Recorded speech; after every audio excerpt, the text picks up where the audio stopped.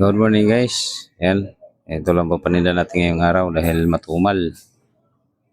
Sabi tumal ngayon gawa ng malapit na kasi pasukan. Mga tao nagtitipid. Iipon ng pang question at pambili ng gamit. Kaya kalate-kalate na muna tayo. Una ko nga pala rito muna kalasin itong bitoka. At medyo maliit lang itong kalahati nating baboy ay 39 lang. Kaya ayos na to. At least may tinda tayo at mapapaubos natin. Mahirap naman magdami tayo ng katay at hindi tayo makakaubos. Ganun din ang resulta. Abono rin. Mas maganda na itong ganito para ubos nabukasan bago lahat. Shoutout nga pala ako sa mga bago nating followers dyan. Yan, sa mga hindi pa po nag-subscribe, pa-subscribe naman po ng ating YouTube channel. For today's video nga pala guys ay ipapakita ko po sa inyo kung anong ginagawa ko sa mga pinagtriman, mga pinagtabasan ng mga taba-taba. Kung saan napupunta po itong mga tinatanggal natin sa baboy ng mga taba-taba. Ayan. Abangan nyo po guys, panoorin nyo po ang video hanggang dulo. Para malaman nyo po kung paano diskarte na ginagawa ko sa mga pinagtriman, mga retaso natin.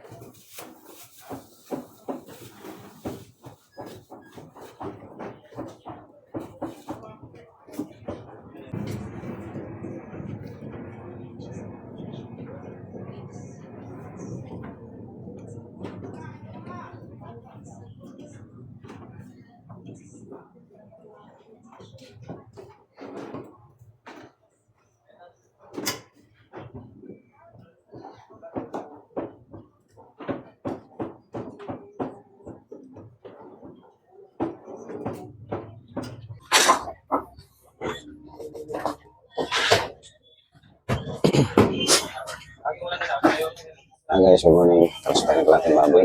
Ating baboy na tingin ko ng tumal, malapit ang terkapon.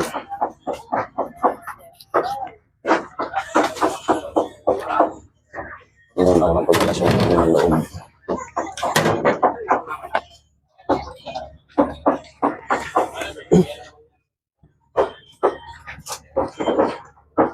Tumal kasi talaga ngayon. Gawa ng yung mga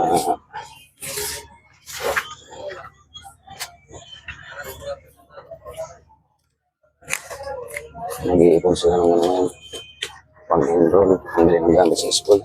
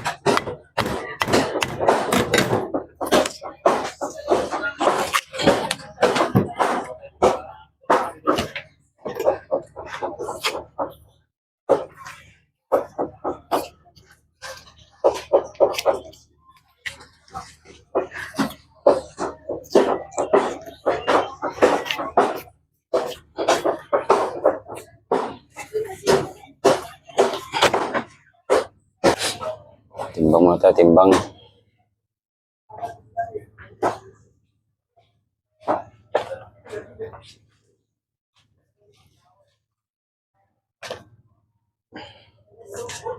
Minsan kasi kulang yung timbang, kaya kailangan ng timbang.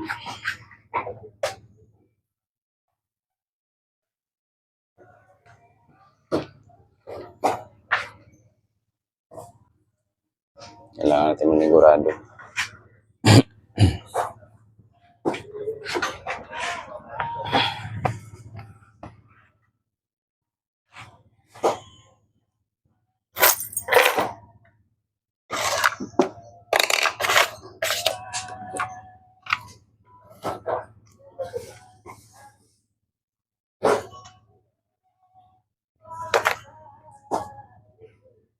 Magkano dito?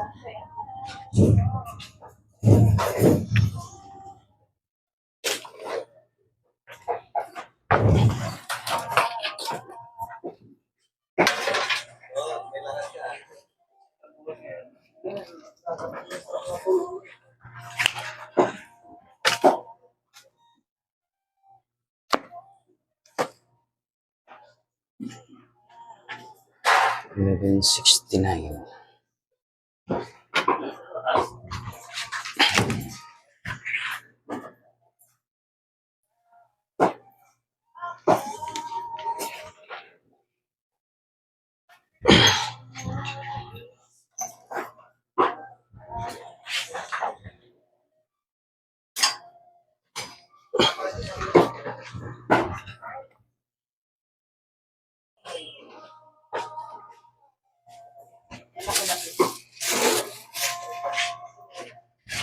$67.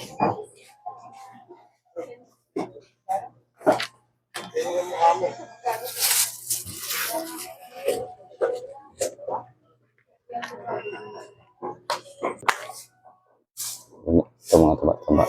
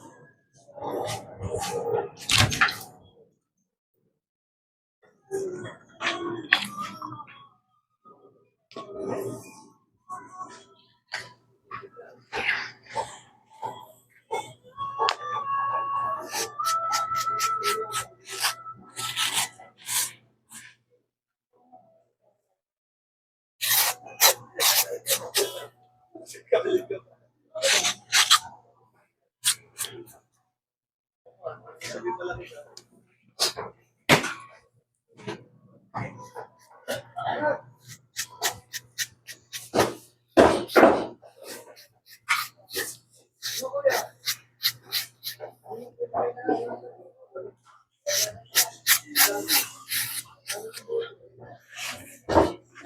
ganito ginagawa natin araw-araw.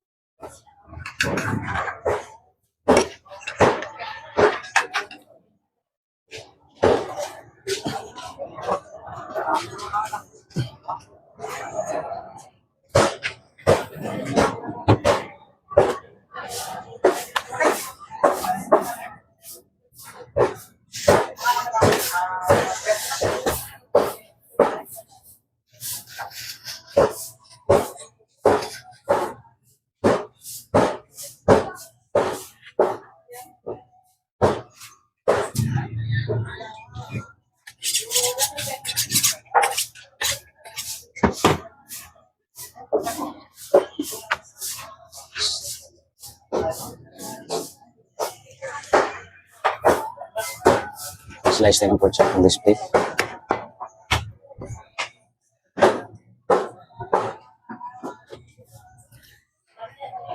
At shout out na pala kay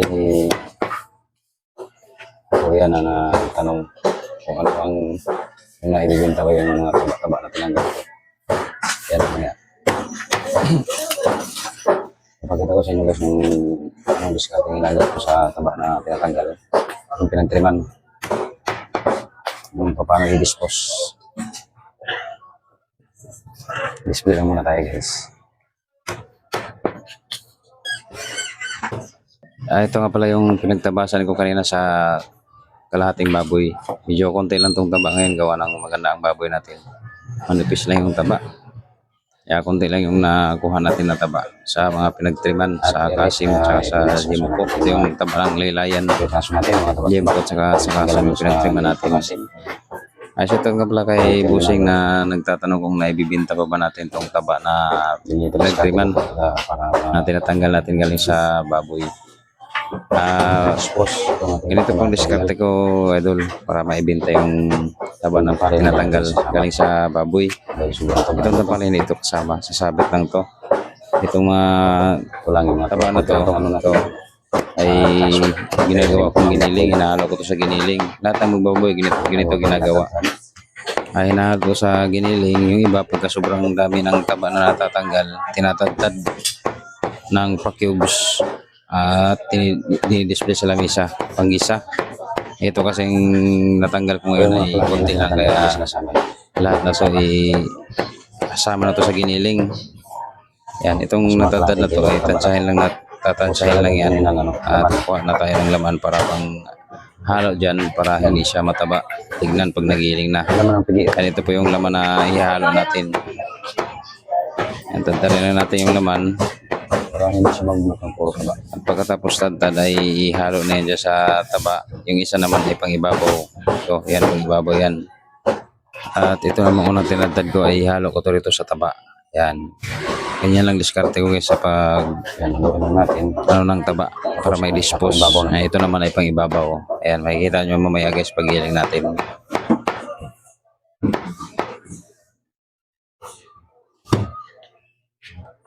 Walang tayo naglagayan.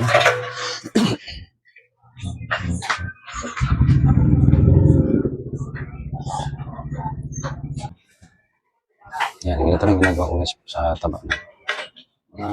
Pinagtabasan ko mga taba. Para may dispose. Bibinta rin niya guys. Yan siya para sa nagtatanong. Yung iba pagka sumunod lang ay tinatagdag ng isa. I-display. Diba? Dito yung nilalagay hinahalo. So, pag hindi mo ginawa ng paraan yung hindi mo ibigin tayo.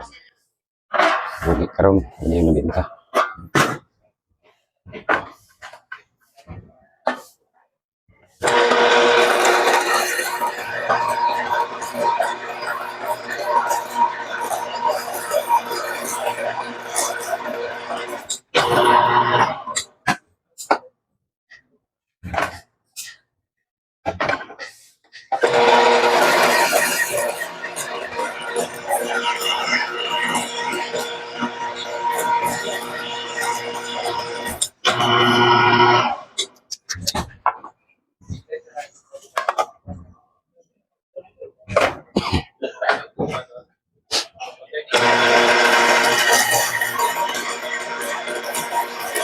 Ito konti lang, hindi sa pagkakalagaan ko papakita ko. Ang ginagawa ko sa pagkakalagaan. Hindi na, makabayan ko lang. Kasi nasama yun. Hindi na.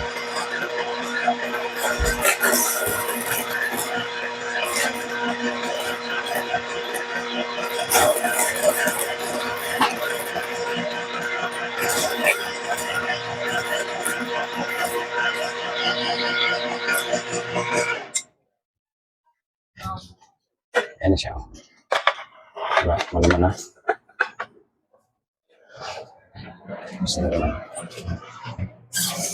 Ganyan lang guys yung ginagawa ko sa taba na mga pinagtabasan. Diba hindi na siya mataba. Yan, display natin ito.